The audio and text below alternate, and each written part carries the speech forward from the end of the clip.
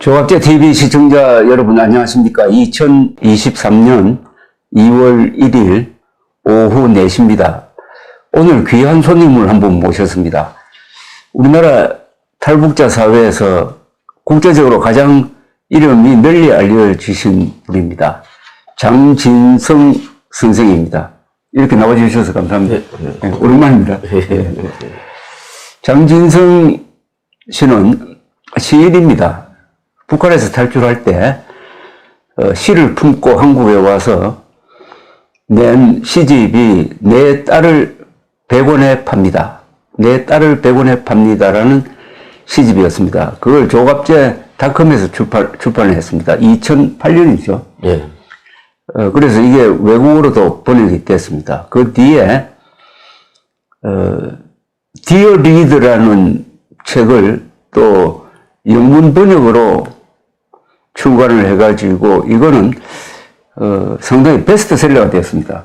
한 20만 부 팔렸죠. 그건 잘 모르겠는데 한 40개의 민족으로 예, 40개 언어로 번역됐습니다. Dear Reader, 김정일을 말하는 겁니다.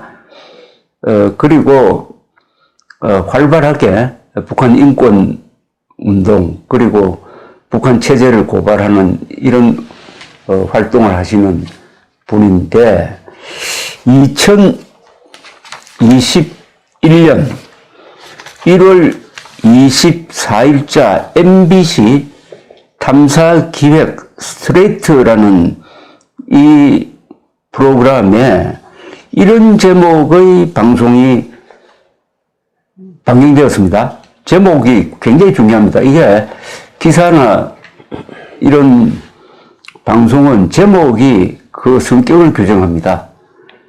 유명 탈북 작가 장진성 그에게 당했다. 탈북 여성의 폭로입니다. 여러분 한번 생각해 보십시오. 탈북 작가 장진성 그에게 당했다. 탈북 여성의 폭로. 여기는 의혹이란 말도 없습니다. 완전히 사실로 단정을 했습니다. 이걸로 끝나지 않았습니다. 그로부터 한 달 조금 지나서 2021년 2월 28일자 스트레이트에서는 이런 방송이 또 나왔습니다. 탈북 작가 장진성 성폭력 의혹 2탄 침묵 깬 피해자들 이렇게 된 겁니다. 이거 누가 봐도 사실로 단정 짓는 거라고 볼 수가 있습니다. 의혹이란 말을 붙였지만은 탈북 작가 장진성 성폭력 의혹 2탄 침묵 깬 피해자들이라는 이 말이 붙어가지고 사실로 확인된 것처럼 보도를 하고 이게 또 언론에 보도되기도 했습니다. 자, 그런데 며칠 전에 법원에서 판결이 나왔습니다. 판결 요지는 MBC가 보도한 거 이거 완전히 사실과 배치되는 허위라는 겁니다. 허위. 이렇게 해가지고 1억 3천만 원 배상 판결을 내렸습니다. 1억 3천만 원이면은 이 명예훼손 배상 판결로는 액수가 매우 많은 겁니다. 자, 이걸 주제로 해가지고 어떤 이런 일이 벌어질 수 있었는지 저도 그때 그 기사, 방송은 받지 않았지만 그 기사를 보고 이럴 리가 없는데 그러나 워낙 단정적으로 나오니까 혹시 하는 생각까지 가졌을 정도니까 제가 장진성 씨를 잘 아는데 보통 사람들은 어떤 생각을 가졌겠습니까? 그래서 이 MBC의 이 허위 조작 보도가 어떻게 나왔으며 이게 재판에서 어떤 과정을 거쳐서 MBC의 허위 조작에 대한 배상 판결이 나왔는지 그 과정을 천천히 한번 알아보겠습니다. 이 사건 한번 개괄적으로 경험한 걸 한번 설명을 좀 해주세요. 네. 그러니까 제보자라는 여자가 처음에 이 성폭행 문제를 들고 나왔을 때 자기 페이스북에서 공론화를 했는데 그 전에 일단 어떤 일이 있었냐면 그 남자친구 황모 씨라고 있습니다. 예. 네. 그러니까 이 사람 같은 경우에는 그 사람도 그렇고 그 숙모 씨도 똑같은 이야기를 했는데 정신병 약을 먹는 그 질환자다. 예. 근데 이 사람이 그 탈북 여성을 뭐 어떻게 뭐 강간했다. 뭐 이렇게 또 주장하는 피해 여성이 있었습니다. 그러니까 이 여성을 만나서 그 제가 법적으로 좀 자문을 좀 해줬던 적이 있었습니다. 예. 그러니까 이걸 알고 그때부터 이 황모 씨라는 사람이 자기 얼굴이나 같은 그 까똑 공개 메인 사진으로 이렇게 사람 토막난 시체 사진을 올려놓고 네 자식을 12조각으로 쏜다. 이렇게 문구까지 박아놨어요. 그리고 계속 전화를 뭐 공중전화로까지 바꿔가면서 이렇게 하니까 전화가 걸로 갔다 이거죠? 예, 계속 죽인다고 똑같이 대갚아준다고. 그래가지고 이 승모 씨를 내세워서 성폭행 주장을 하게 했던 겁니다. 근데 저는 사실은 뭐라고 할까, 너무 대응할 가치도 없고, 그리고 제가 신변보호를 경찰로부터 24시간 받고 있었기 때문에, 살해 협박까지 하다 나니까, 이게 경찰의 윗선으로 계속 실시간 보고됐어요. 그러니까 저보다도 더 잘 알고 있었던 사람들이 경찰들이에요. 경찰이네. 경찰을 보호하고 있어요. 경찰을 보호를 받고 있어요. 그랬는데, 그러니까 인터뷰 요청이 왔습니다. 홍신영이라는 여자. MBC 기자. 여자입니까? 여자인데. 아, 여자군요. 저는 이 여자를 기자라고 하고 싶지 않습니다. 제가 뒤에 가서도 말씀을 드리겠지만. 근데 와서 뭐라고 하냐면, 승모 씨가 이런 주장을 하는데, 인터뷰하자. 그래서, 대응할 가치도 없다. 그렇게 무시하고 제가 미국에 가는데 갑자기 집에서 전화가 왔습니다. 네이버를 열어보라는 겁니다. 그러니까 이 제목은 되게 이게 순화시킨 거예요. 처음 제목이 뭐였냐면, 유명 작가, 세계적인 탈북 작가 장준성 그에게 당했다. 나는 그의 성노예였다. 성노예였다. 네, 이런 부제를 해가지고 3일 동안 광고를 때렸습니다. 스트레이트 기사 광고를요.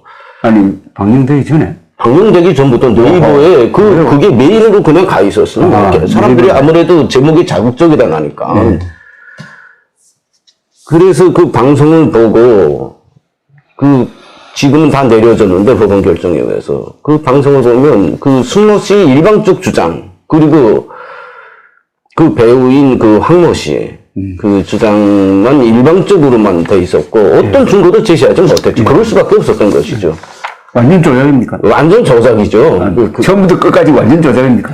비슷한 것도 없어요. 아니, 그리고 그게 나오게 된 여자가 증언하는 것에 의하면 제가 머리채 잡아 끌고 들어가서 강간을 했다, 무슨 나치 사진을 협박했다. 아니, 제가 나름 문화인이라는 사람이고 그렇게까지 할 정도로. 근데 완전 공상으로 이루어진 겁니까? 그러니까 이게 비정상으로요. 왜냐하면 그 배우의 그러니까 사주 한 사람 자체가 비정상이었기 때문에 이 사람이 어느 정도였냐면 미국 대사관에 가서 미국 대사를 만나게 해달라. 장준성이가 간첩이다. 그리고 국정원에도 신고하고 경찰에도 신고하고 심지어는 제가 북한 서부전선 사군단과 짜고 남한에 국지전발을 준비하고 있답니다. 포사격을. 그러니까 이게 완전히 정신 나간 사람인데. 그러니까 정상인이 뭔가 제보를 했으면 뭔가 대응을 할 수가 있는데 이건 대응 불가능이네. 그러니까 처음부터 인터뷰할 가치가 없었던 거죠. 그러니까 방송이 그렇게 자극적으로 나갔던 겁니다. 너무나도 진짜 그 사람 수준에 맞게 사주한 사람 수준에 맞게. 그래서 제가 미국에서 돌아오면서 변호사를 선임했고, 미국에서 오자마자 제가 10억 소송을 했습니다. 원래 이런 자신감이, 진실에 대한 자신감이 없으면, 10억 소송을 못하는 거죠. 그래가지고, 제가 기자를 만났습니다. 홍신영이라는 기자가 마침 또 전화가 왔길래, 너 이거 반대되는 증거들을 다 갖고 있는데 이걸 왜 없앴냐? 그러니까, 그 증거는 어떻고, 이렇게 변명을 합니다. 결국은 그 증거대로 오늘이 진실이 밝혀졌고, 그리고 재판부도 그렇게 명시를 했는데, 제가 말하고 싶은 건 그겁니다. 어떻게 MBC라는 공영방송이 이렇게 수많은 증거들을 인멸하면서까지도 그렇게 저를 잡겠다고 그렇게 미친 사람들이 일방적인 그것만 갖고 어떻게 공영방송이 이럴 수 있냐 하는 겁니다. 그러니까 이게 비슷한 제보를 할 경우에는 뭐 그걸 논리적으로 반박할 수가 있는데 이건 처음부터 끝까지 완전히 상상에 의한 또 그 내용 자체가 굉장히 지저분하고 네. 해가지고 거기에 대해서 무시했는데 네. 그 MBC 기자는 무시한 거를 나중에 보니까 마치 반쯤 인정한 것처럼 그런 식으로 이 법원에 나와서 주장한 내용이 있던데. 제가 이야기하는 또 이게 주관일 수 있으니까 이게 판사 결정 여기도 뭐라고 했냐면 제가 거부한 데 대해서 충분히 이해가 가고 납득이 간다.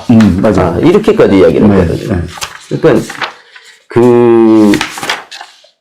제가 또 이 홍신영 씨에 대해서 제가 좀 희한한 일화를 제가 좀 말씀을 드리겠습니다.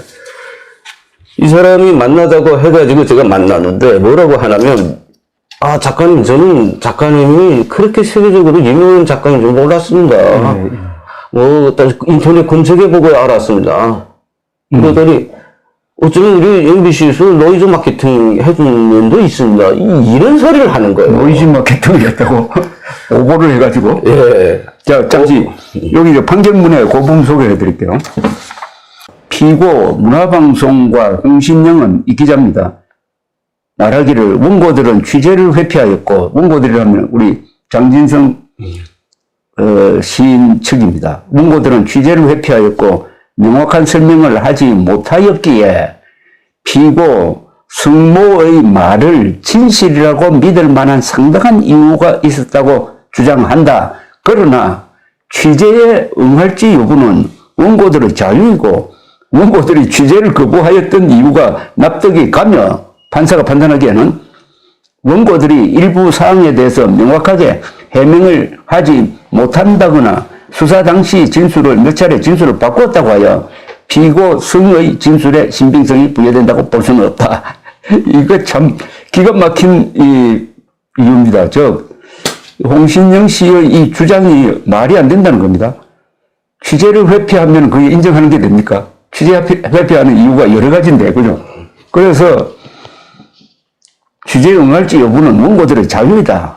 이걸 가지고 마치 사실에 부합하는 것처럼 억측을 한 홍신영 씨에 대해서 법원 판결문이 이렇게 약간 비아냥적으로 나왔습니다. 그때 당시 홍신영 씨에게 제가 인터뷰할 가치도 못 느낀다. 예. 그 미친 사람들이다. 그리고 이거 저만 이야기한 것이 아니라 경찰들도 그렇게 이야기를 했습니다. 아유, 그거 가지고 인터뷰 해야 되겠냐. 안 될 것 같은데요. 예. 그러니까 이런 보도가 MBS에 나올 거라고는 꿈에도 생각하지 못했다는 거죠. 저는 공영방송이 이게 유튜브도 이렇게 안 합니다. 안 하지. 어떻게 공영방송이 그렇게 자극적이고 선전적이고 그렇게 시파적인 그런 위증을 갖다가 그거를 기어이 그걸 거의 기사화하겠다고 그걸 어떻게 몇 분도 아니에요. 40분 넘게 그렇게 방송한다니 이게 그것도 두 분이잖아요. 두 번을 그러니까 이게 살인 유희였죠. 살인 유희. 다시 이야기로 돌아가면 이 기사가 얼마나 끔찍한 기사냐 하는 것은 그 제목이 말해줍니다. 그죠? 네. 두 번의 제목 한번. 유명 탈북 작가 장진성 그에게 당했다. 나는 그의 성노예였다. 이렇게 나갔습니다. 자, 이런 제목을 공중파에서 전 국민을 상대로 내려보내려면은 빼도 박도 못하는 거의 실시간으로 찍은 동영상 정도가 있어야 됩니다. 그것 없으면은 절대로 이걸 보도할 수가 없어요. 근데 이게 보도가 됐다는 겁니다. 그리고 한 번도 아니고 두 번에 걸쳐서 이게 있을 수 있느냐는 겁니다. 북한에 혹시 모르죠. 북한에 무슨 평양중앙방송이 누구를 반당분자로 처단할 때 그 반당분자의 행각을 그런 식으로 보도하는지는 모르겠으나 문명국가에서 어떻게 이런 일이 2021년 대한민국에서 더구나 MBC가 이런 방송을 할 수 있었느냐. 이 부분에 대해서 이 법원 판결문에 이런 대목이 나옵니다. 이 사건 각 보도에서 적시한 사실에 대한 허위성 판단. 이게 핵심입니다. 판결문에. 앞서 살펴본 각 사정들을 종합적으로 볼 때 피고 성모의 진술은 일관성이 없고 지나치게 비상식적인 내용들이 많을 뿐만 아니라 객관적인 증거에까지 배치되어 허위로 판단되고 이 진술만을 토대로 한 이 사건 각 보도의 적시 사실 역시 허위로 판단된다. 딱 이겁니다. 그러니까 제보가 믿을 수 없는데 기자는 그 제보, 믿을 수 없는 제보를 그냥 그대로 받아가지고 전 국민들이 볼 수 있도록 공중파에서 40분 보도를 해가지고 더구나 이 사안이 이게 성폭행이라는 인격적 그러니까 살인에 준하는 이런 것을 MBC가 보도를 했다. 이게 오늘 이 이야기의 초점입니다. 그죠? 제가 북한에 있을 때 조선중앙방송에 기자로도 제가 활동을 했었고요. 예. 그리고 이게 남한에 와서도 제가 뉴포커스라는 언론사도 이용해 봤지만은 제가 이거 남북한 언론 이게 MBC하고 비교를 해봤더니 북한은 한 사람만 왜곡을 합니다. 아, 한 사람만 왜곡합니까? 예. 바로 그 수령이라는 한 사람을 신격화로 하는 왜곡. 예. 근데 이놈의 MBC는 전체를 왜곡을 해버려요. 제가 그 MBC를 봤을 때 그 저에 대해서 40분 넘게 그 살인 유의를 즐기는 이 MBC를 보았을 때 저는 MBC란 악마를 보았습니다. 악마를. 악마. 예. 악마. 예. 악마. 북한 정권은 저를 테러하겠다고 말로만 했어요. 예. 근데 MBC는 저를 실제적으로 인격 테러를 했습니다. 그렇죠. 그러니까 저에게는 뭐냐면요, 이 탈북자들에게는 저도 마찬가지지만 다른 탈북자들에게도 악마 공포증이라는 것이 있습니다. 예, 예. 이 악마 공포증이라는 건 뭐냐면 절대 잊혀지지 않고 정말 그 상기되는 순간 첫 기억으로 돌아가는 그런 세뇌에 박힌 고통인데 저에겐 그랬습니다. 그래서 이 MBC 김정은과 똑같은 MBC는 김정은과 똑같은 세 글자의 악마다. 예. 글자 세 개는 똑같네. 예. 김정은 MBC 악마다. 어떻게 문화방송이 이렇게 야만 방송이지 무슨 문화 방송? 사회와 인간을 왜곡하는 이런 반문화 주범인데 이걸 어떻게 공영방송이라고 저는 저희 미래나 번영에 대해서 MBC하고 공영하고 싶은 생각은 하나도 없거든요. 그런데 어떻게 그 세금을 계속 걷는지 모르겠어요. 마침 내가 오늘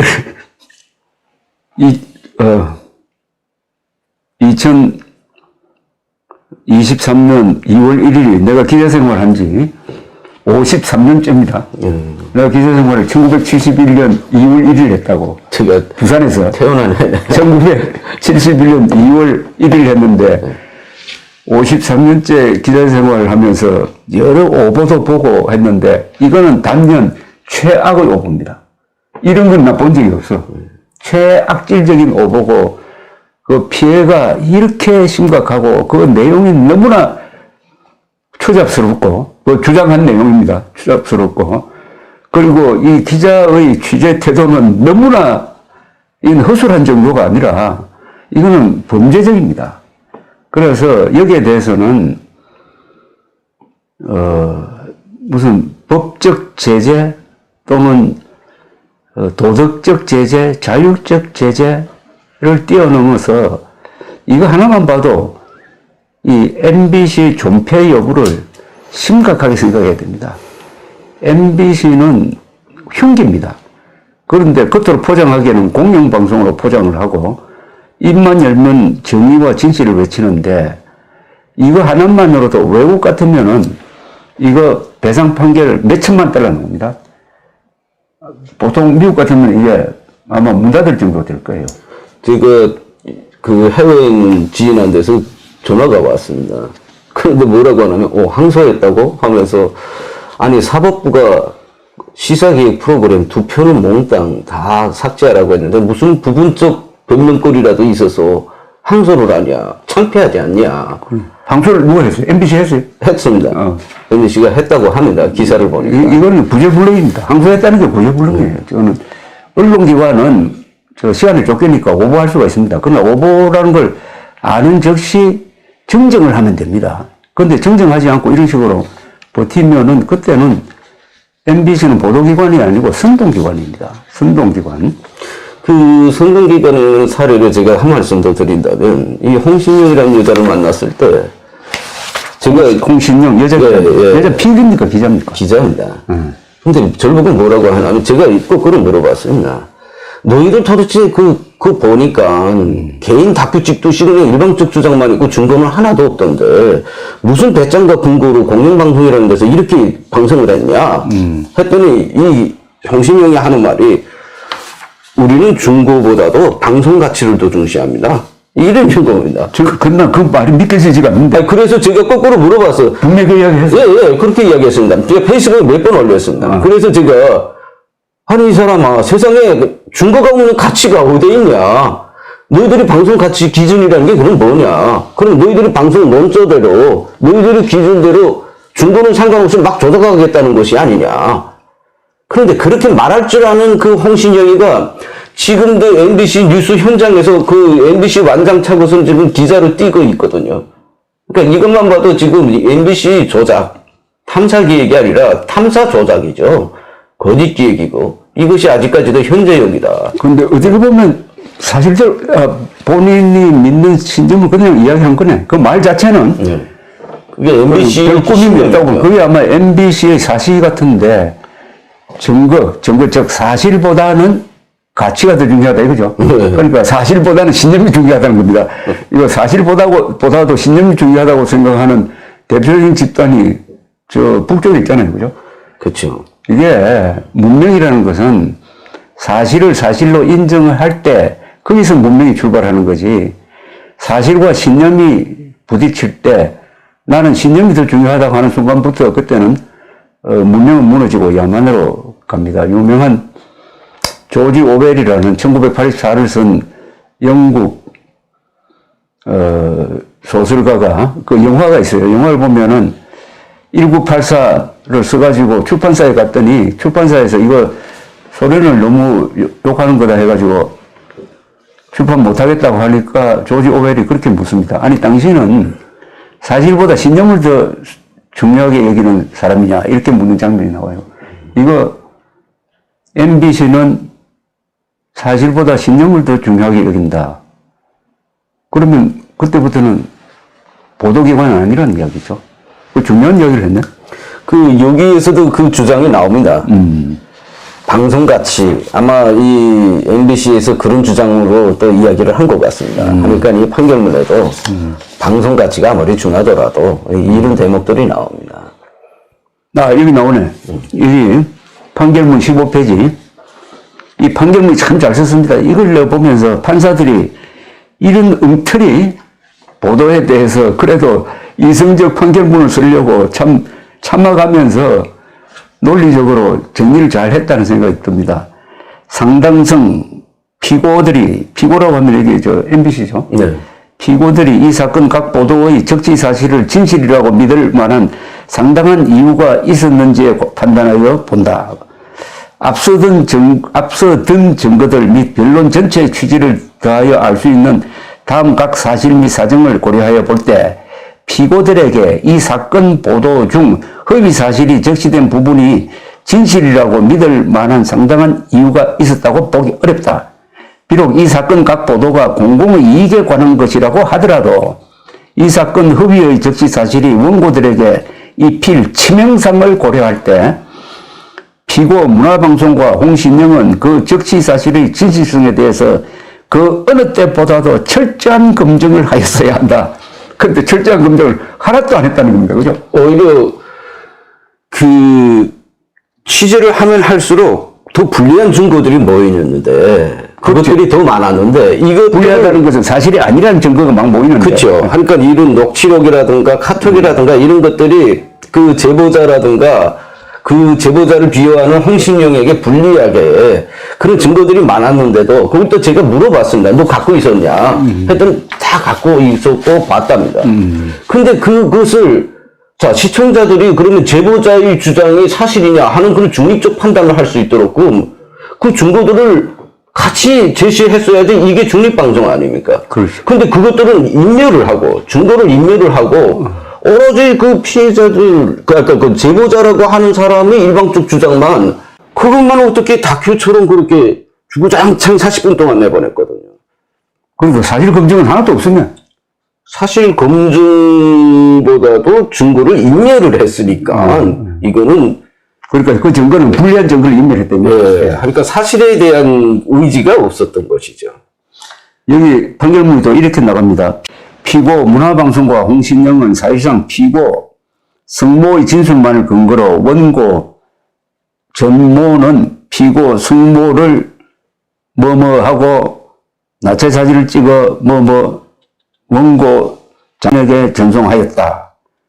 원고 저는 그 사진을 이용하여 피고 뭐뭇을 협박하여 여러 차례 뭐뭐하였다는 취지로 보도하였으나 이렇게 보도를 했다는 겁니다. 제가 이렇게 좀 줄였지만 이런 게 보도가 됐다는 겁니다. 여러분 공중파를 통해서 이런 게 보도되면 어떻게 됩니까? 그게 설사 사실이라 해도 이건 보도하면 안 됩니다. 더구나 거짓말을 이런 식으로 보도를 했다는 겁니다. 보도하였으나 아래에서 보는 바와 같이 그 진술의 객관성을 검증할 만한 충분한 사실 확인 절차를 거쳤다고 보기 어렵다. 이렇게 되어 있습니다. 피고 문화방송과 홍신영은 제보자의 주장이 구체적이고 일관성이 있었기에 진실이라고 믿을 만한 상당한 이유가 있었다고 주장한다. 그러나 제보자의 주장은 일관되지 않고 객관적 증거에 배치되어 신빙성이 없다는 점은 앞서 살펴본 바와 같다. 그러니까 지금 그 방송이 내려져서 그러는데 그 방송을 제가 그 재판을 위해서 다 법사에서 갖고 있습니다. 예. 그 방송을 보면 시작부터 마지막까지 그 제보자라는 사람의 일방적 주장만 주문만 있습니다. 예. 그런데 MB 이런 보도는 기자가 마음대로 하는 게 아니고 그게 데스크라는 게 있고 해가지고 적어도 몇 단계의 검증을 그 안에서 언론사 내부에서 해야 됩니다. 근데 이게 제대로 된 것 같습니까? 자, 그런데 이렇게 허위 보도가 나온 다음에 거기에 방송사에 항의하고 영상을 내리라든지 이런 요구를 했어야 했어요. 그걸 불가항력적이었죠. 제가 내리라고 해서 그 사람을 내릴 수는 일체 없는. 대응을 안 하고 우리는 소송을 바로 한 겁니다. 예, 저는 그냥 그 방송에 나온 그 주간에 제가 그때 미국에 있었는데 들어오자마자 미국에서 변호사를 선임했고 들어오자마자 10억 소송을 했습니다. 그러니까 제가 조금이라도 죄의식이 있다거나 어떤 가책이라도 있으면 그렇게 10억 소송을 과감하게 못하는 것인데 제가 먼저 고소를 했습니다. 여기 판결문에 이렇게 됐습니다. 왜 손해배상 액수를 원고 장군에게 1억 원, 원고 전모 씨에게 3천만 원을 주라고 배상 판결을 내렸느냐 하는 이유를 이렇게 설명합니다. 이 사건 혐의 사실의 보도로 인해 원고들은 기존의 정상적인 가정, 사회생활 및 경제활동을 하기 어렵게 되었고 회복이 불가능할 정도로 심각하게 피해를 입게 된 점, 이와 같은 원고들의 피해는 산술적, 경제적 수치로 계량화하기 어려워 충분한 손해의 전보가 사실상 곤란한 바, 이러한 사정을 위자료 산정에 적극 반영하여야 하는 점, 그 외에 피고들이 이 사건 각 보도를 하게 된 경위, 목적, 형식, 내용, 표현 방법 등을 모두 참작하여 피고들이 배상하여야 할 위자료를 다음과 같이 정한다. 원고 장에게 1억 원, 원고 전모 씨에게 3천만 원 이렇게 되어 있습니다. 그러니까 심각하게 피해를 입었고 이게 수치로 계량할 수가 없을 정도로 심각하고 이게 회복이 불가능하다. 그러면 왜 1억 3천만 원밖에 안 되느냐? 이 액수가 너무 좋습니다. 그러니까 그 다음에 이 보도로 어떤 개인적인 피해를 당했어요. 그래서 저는 제가 가장 안타까웠던 문제는 제가 아들이 있는데 그 아들이 이제는 한글을 읽는 나이거든요. 근데 그 이전에는 제가 아빠는 장진성이다. 아빠는 이런 책을 썼다. 이렇게 자랑스럽게 이야기를 했는데 이제는 그 장진성이라는 이름마저 아들한테까지 숨겨야 돼. 그러니까 제 아들이 외국에서 국제학교를 다녔었는데 학교를 못 갔습니다. 외국에 있는 국제학교인데도. 그리고 여기도 이야기했지만은 우선 지인, 가족, 이거 생활에 불편했다는 건데 이걸 어떻게, 보통 사람 같으면 이거 견디다가 나중에 무슨 자살을 하든지 정신병이 되겠어. 근데 이걸 어떻게 잘 견디네, 그래도. 아니, 저는 이겨야 된다는 생각, 이길 수 있다. 그리고 반드시 이것을 고발해야 되겠다. 그냥 이게 저희 그 버팀목이었습니다. 그리고 또, 이런 날이 올 줄 알았고요. 반드시 이긴다. 예. 근데, MBC 보도를 다른 데서 퍼날랐어요? 그때 MBC가 뭐라고 했냐면, 우리가 이렇게 방송을 하고, 이 피해자라는 여성이 이렇게 자기 얼굴을 드러내면서까지 이렇게 리트를 했는데, 왜 다른 언론사들에서 받질 않냐. 아, 그랬어요? 예. 그러니까, 그건 다행이네. 다른 언론사에서도 이거 좀 황당하다고 생각해요. 국내에서 다행히 제대로 다른 언론이 받지는 않고, 그 대신 인터넷 공간에서는 많이. 아니, 왜 그럴 수밖에 없었냐면, 너무나 황당했어. 이 피해자라는 그 제보자죠. 이 여성이 자기 미투를 막 호소하다 못해 어디서도 관심 안 가져주니까 4번이나 자살 시도를 했습니다. 남자친구가 옆에서 사진 찍고 반드시 누워있고. 아이고. 근데 이미 그때는 탈북 사회에서 저 여자가 저 거짓말을 한다. 그리고 저 여자보다 나쁜 게 저 남자인데 뒤에 있는 남자가 저 정신병자다. 미친 자다. 이것에 대해서 탈북 사회에서 이미 다 알려질 대로 알려진 상태였어요. 그러니까 어느 언론사도 가서 그래 네 미투가 그게 좀 들어보자 이렇게 하는 언론사가 없었거든요. 그런데 유독 공영방송이라는 이 MBC가 그렇게 엉뚱하게 찾아가가지고 그러니까 이 사람들이 처음부터 그 이후에도 그랬습니다. 저한테 탈북자 단체장들에 대해서 비리나 이런 것들을 캐던 중에 이런 것도 나왔다. 그래서 우리가 이거를 취재하게 된 거다. 그러니까 처음부터 MBC가 탈북자들, 북한 독재한 거 있던 탈북자 단체장들을 잡으려고 미리 내부적으로 어떤 기획을 하고 있었던 것 같아요. 이걸 겪으면서 이런 것도 느낍니까? 탈북자들에 대한 차별. MBC에 의한 탈북자들에 대한 차별의식. 이런 거 느껴요. 한국 사람이면은 이렇게 안 했을 것이다. 탈북자니까 이렇게 했을 것이다. 만만하게 보고. 예, 그러니까 저는 그 방송을 보면서 이거 MBC가 이때까지 조작 방송을 했지만 유독 나에게만은 이렇게 함부로 막 하는구나. 아무 증거도 없이. 그런데 오히려 그렇게 막무가내로 했기 때문에 2심도 아니고 1심에서 이렇게 결과가 나올 수 있었고 그리고 경찰 조사에서 제가 그 고발당했기 때문에 아무래도 이 MBC가 이렇게 보도를 했으니까 제가 조사를 받아야 되지 않습니까? 거기에서도 무죄가 나왔던 겁니다. 근데 그건 좀 설명이 필요한데, 경찰에서 왜 조사를 했어요? 그러니까, 장진성 씨를 누가 고발을 했습니까? 아, 제가 미국에 오자마자 MBC하고 소송 걸면서, 승모 씨하고 황모 씨, 이 사람들을 허위사실 명예훼손으로 아예 고발을 해버렸어요. 그러니까, 상식적으로 피해자가 먼저 고발을 해야 되는데 가해자라는 제가 오히려 먼저 고발을 했습니다. 오케이. 그러니까 사람들이 그럼 너는 피해자라면서 왜 고발을 못하고 있냐 하니까 고발을 한 거예요. 오케이. 예. 근데 그게 사실이 아니면 무건데? 아, 무고죄를 걸 겁니다. 아, 앞으로 건다. 예, 지금 준비를 하고 있습니다. 그래서 일단 경찰이 이걸 조사를 했다, 그죠? 예. 그래서 경찰이 이 판결문 보면은 경찰이 사실관계를 조사를 해가지고 우리 장진성 씨에게 무혐의 불기소 처분을 내린 그 자료가 이번에 승소 판결에 많이 인용이 됐더라고. 그 조사를 잘 했네, 그러니까. 거기서 문제 조사를 했으니까, 경찰이. 그럼 조사도 물론 그분들이 잘 하셨지만 일단 이게 시간적으로 틀립니다. 제가 하필이면 걔들이 주장하는 그 기간에 해외를 20번을 왔다 갔다 해요.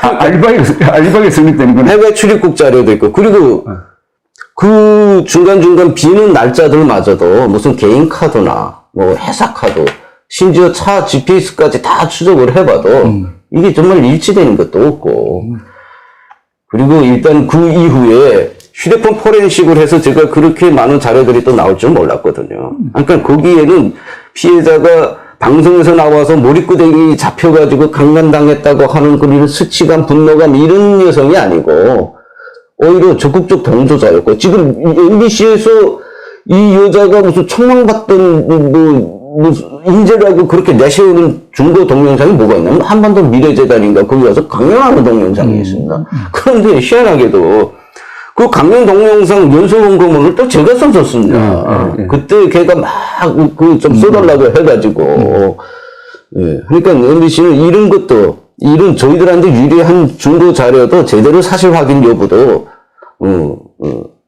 검증을 하지 않았던 것이죠. 이 내용을 자세하게 이야기 안 해드리는 것은 그게 거짓말이기 때문입니다. 거짓말이니까 뭐 꾸며낸 이야기고 비슷한 것도 없고 하니까. 다만 이런 황당무계한 게 MBC라는 독특한 조직의 이 작동 원리에 따라서 이렇게 한 사람을 인격살인하는 방송이 나가고 그게 지금까지도 MBC에 의해서 수정이 되지 않고 있다는 사실입니다. 이게 가공할 사태죠. 그런데 이런 일이 뭐 장진성 씨에게만 이루어지는 게 아니고 MBC가 다루는 프로에서 피해자가 얼마나 많겠습니까? 나는 MBC 피해자 연맹 같은 거라도 하나 만들었으면 좋겠어.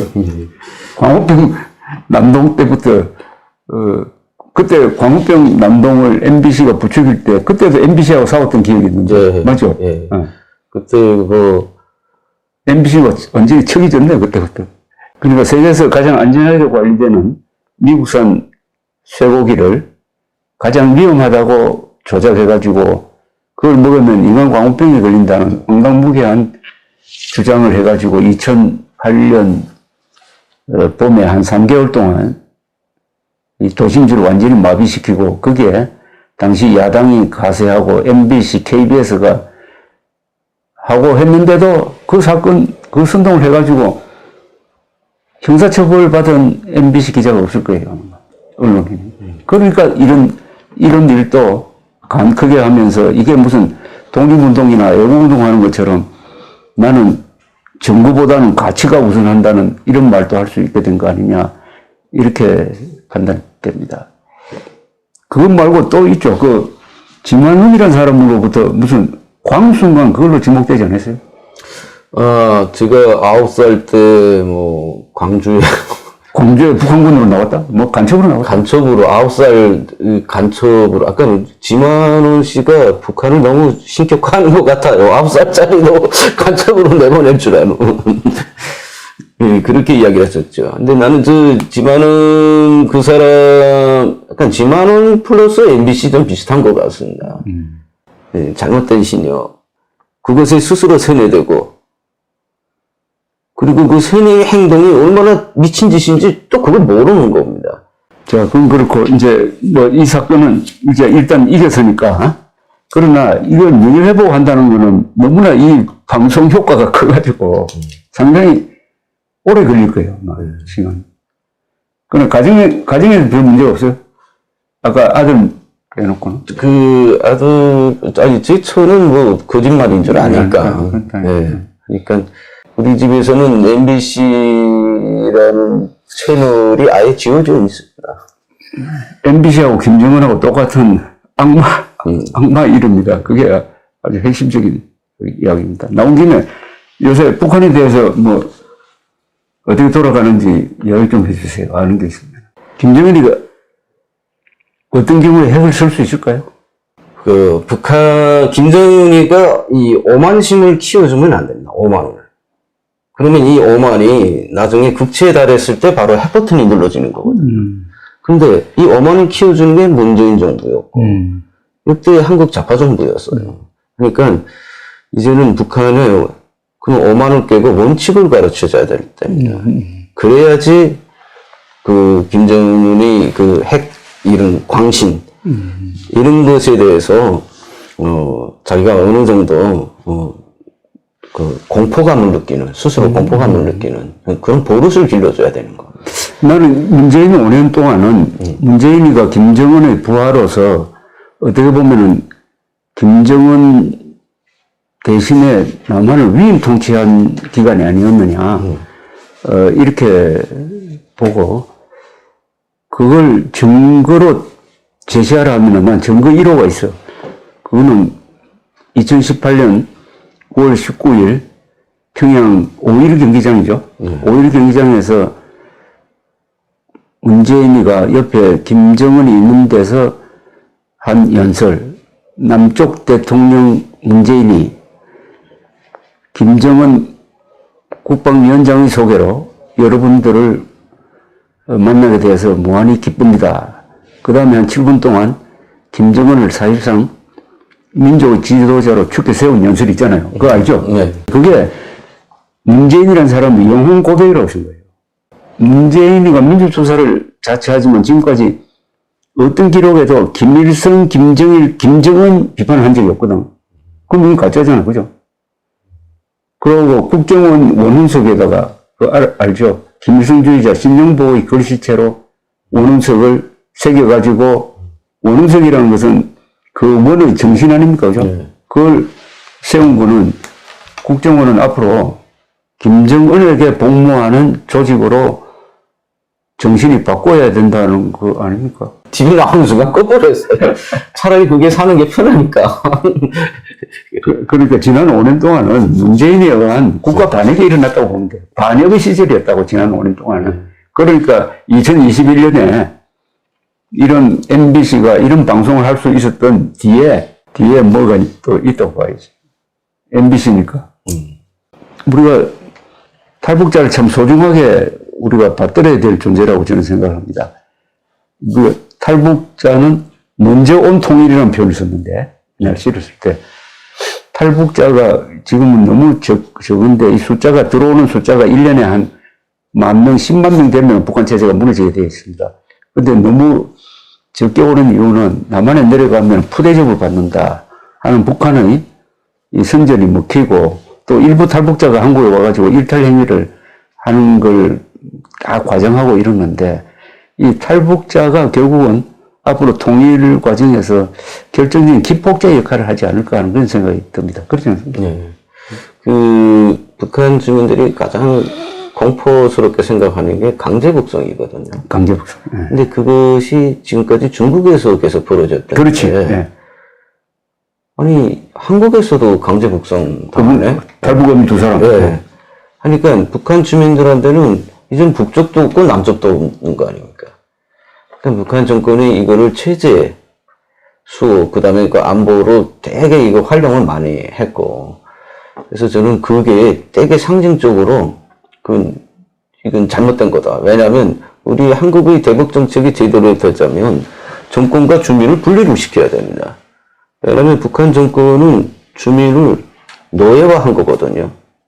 하나의 부속품으로 만드는 겁니다. 그런데 이런 정권하고 주민을 분리시켜야 되는데 이 주민을 갖다가 강제 북송을 시켜버렸으니까 이것은 북한 정권의 그 체제 홍보 그리고 대남이 홍보하고 맞아떨어지는 결과여서 그게 제일 이 탈북어민 북송 사건으로 지금 당시 안보실장 정의용 씨를 이틀 동안 연달아 지금 소환해서 조사를 하는데, 사실은 이건 문재인이가 조사를 받아야 되고, 이거는 형사처벌해야 됩니다. 아니면 이 구속수사를 해야 돼요.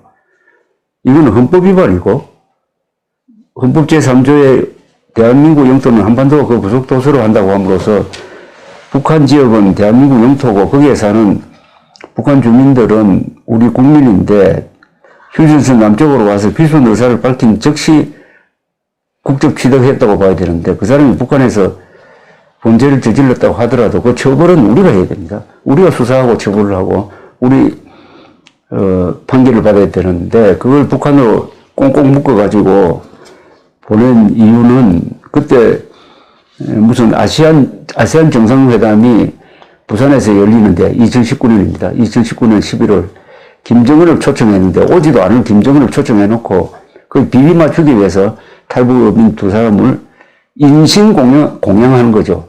악마한테 생사람 두 사람을 갖다 바쳐가지고 죽도록 만든 이 범죄는 문재인이한테 반드시 추응을 해야 됩니다. 그러니까 문재인이가 역적질을 했다는 게 바로 이런 데서도 드러납니다. 어쨌든 오늘 감사합니다. 네, 감사합니다.